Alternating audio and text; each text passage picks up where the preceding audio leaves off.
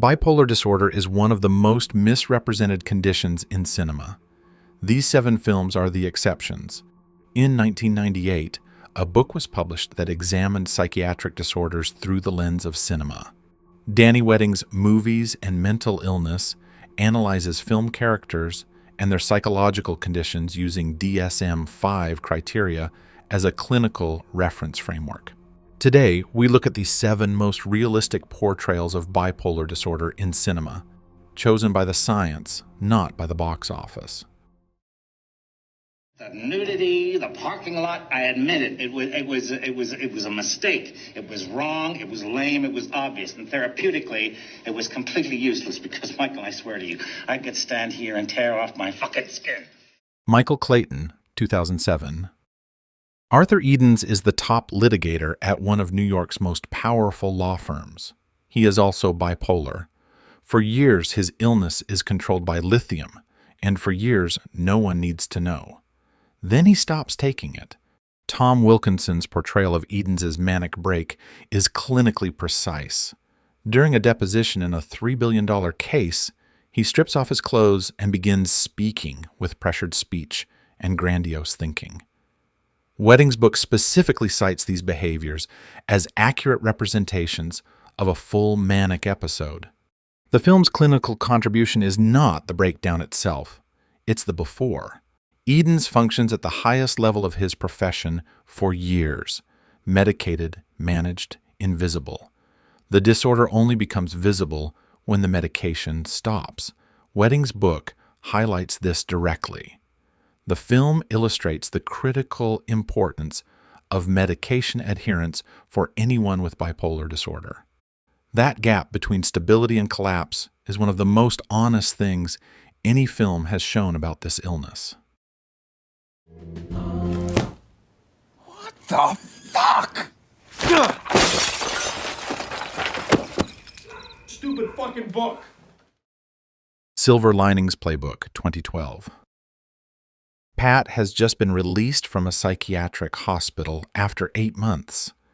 He stopped taking his lithium, his Seroquel, his Abilify, because they made him foggy, because they took the life out of his eyes.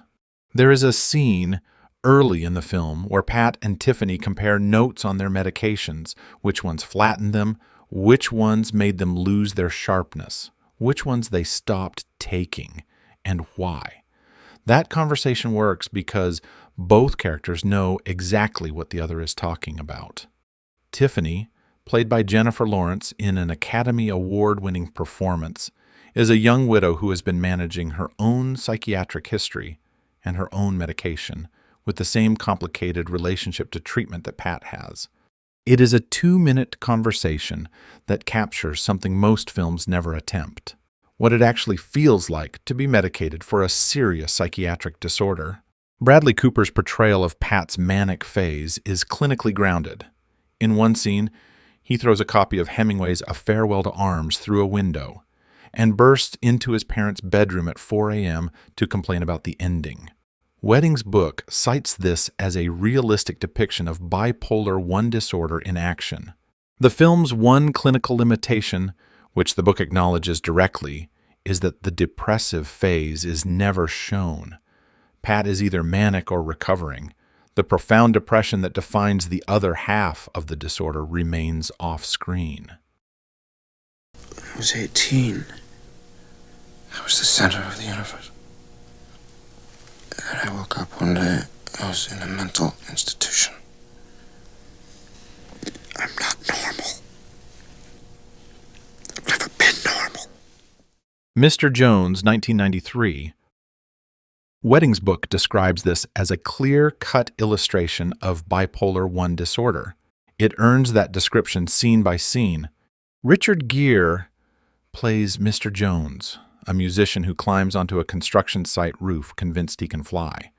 He is talked down, taken to a psychiatric emergency unit, where he is misdiagnosed with paranoid schizophrenia and released within hours.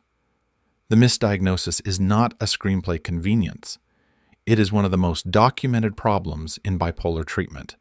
The disorder is frequently mistaken for schizophrenia, and the wrong medication can accelerate the very symptoms it is meant to treat. Days later, he withdraws over $12,000 from his bank account, seduces the teller in the process, buys a baby grand piano, checks into an expensive hotel, and ends up at a symphony concert, where he attempts to take over from the conductor during Beethoven's Ode to Joy, certain that Beethoven would have wanted it played faster. Jones knows he has bipolar disorder. He was first diagnosed in late adolescence. He refuses his medication because it makes his hands shake. The manic phases are the only time he feels fully alive, which is precisely why he keeps choosing them, and precisely why they keep destroying everything around him. His lows are life-threatening. A previous relationship ended because the woman he loved could no longer survive his mood swings. The film shows both poles. That alone puts it in rare company.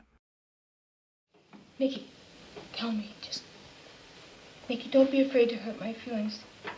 Tell me what you want me to be, how you want me to be. I can be that. I can be anything. You tell me, Nikki. A Woman Under the Influence, 1974. John Cassavetes never gives Mabel Longheady a diagnosis. No psychiatrist turns to the camera and names what she has. And yet, Gina Rowland's performance is so clinically precise that Wedding's book singles it out as one of the most convincing portrayals of bipolar I disorder in cinema. The mania doesn't announce itself, it accumulates. Mabel makes spaghetti for her husband's entire 11-man work crew at dawn, becomes overly familiar with strangers, loses track of time and obligations, and explodes into hostile rage. There is a scene where a neighbor stops by to drop off his children, and then decides he cannot leave them with her. He doesn't know exactly what is wrong, he just knows something is.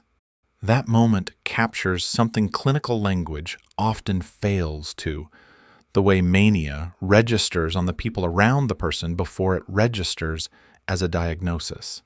After 6 months in a psychiatric hospital, she returns home to a welcome party, surrounded by people who still don't know how to be in the same room as her. I knew it! I knew it! And I told you, and you wouldn't listen. You said just the office line, Mark. Evidently, they were lying to us, too. Well, evidently, you can't keep track of what the FBI's doing. The Informant, 2009. Mark Whitaker is the youngest divisional president in the history of Archer Daniels Midland, one of the largest food companies in the United States. He is also an FBI informant. He is also embezzling millions of dollars from the same company he is helping the FBI investigate. He genuinely believes he will be made CEO as a reward. This is a true story.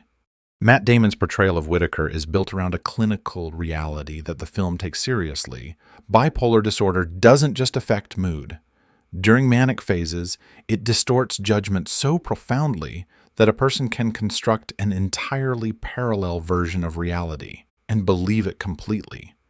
Whitaker's web of lies, his grandiose thinking, his inability to grasp the consequences of his actions, these aren't character flaws the screenplay invented. Wedding's book notes that Whitaker's bipolar symptoms at least partially explain the behavior that spiraled out of control. The real Mark Whitaker was diagnosed with bipolar disorder following his suicide attempt after the case collapsed. The disorder wasn't an excuse the lawyers invented. It was the missing context the whole story required. Zip me up.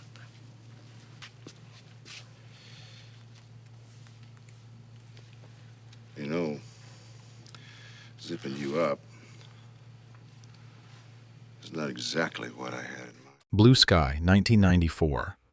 Jessica Lange won the Academy Award for Best Actress for her portrayal of Carly Marshall, a woman diagnosed with manic depressive disorder whose illness follows her family from one military base to the next. The film doesn't soften the diagnosis. It names it and then shows exactly what that means for everyone around her. During manic phases, Carly's hypersexuality becomes the talk of every base they're stationed at. She sunbathes topless, flirts with her husband's commanding officers, and models herself after Marilyn Monroe and Brigitte Bardot. Her husband Hank loves her, and the film doesn't punish him for that, but it doesn't protect him either. Wedding's book highlights Blue Sky specifically for illustrating the profound effects of bipolar disorder on families. That is the film's clinical contribution. Not just the manic episodes themselves, but the daughters who grow up navigating them, and a husband who spends his career one step behind a disorder that has no interest in his schedule. You're saying we should split up? In order to reach that conclusion, Norman, I would need to see both you and Deirdre on a regular and disciplined basis. For 5 hours a day. I'm available, Dr. Finch. 5 hours a day? I can't do that. I have to work. See, Dr. Finch, I told you. I'm married to a narcissist. Running with Scissors, 2006. Annette Bening plays Deirdre, a poet with bipolar disorder whose deteriorating mental state gradually dismantles her family. The portrayal earns its clinical credibility not through a single dramatic breakdown, but through the slow, structural collapse that bipolar illness produces over years. Deirdre cycles between moods, yes, but more importantly, she becomes increasingly unable to parent, eventually signing over legal custody of her 12-year-old son to her own psychiatrist.